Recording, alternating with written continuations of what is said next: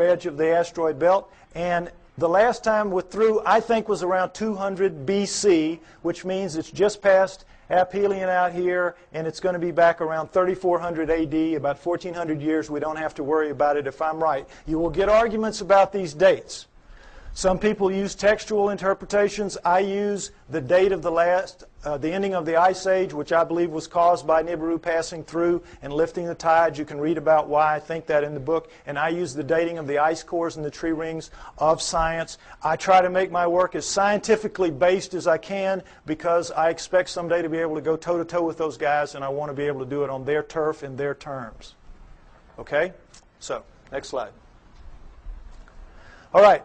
This is some of the proof for that story that you've just heard, and it starts with cylinder seals. And I just want you to see what a cylinder seal is.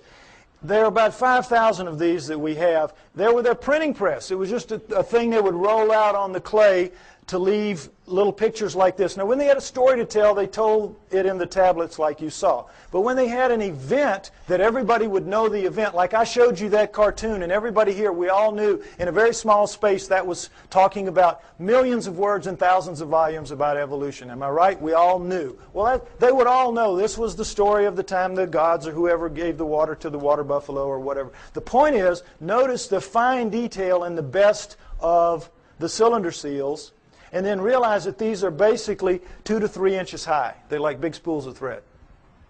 Made out of precious and semi-precious stone, carved in a circular format so that they roll out flat and three-dimensionally. Now, when asked how this was done, science says, well, they could only have bored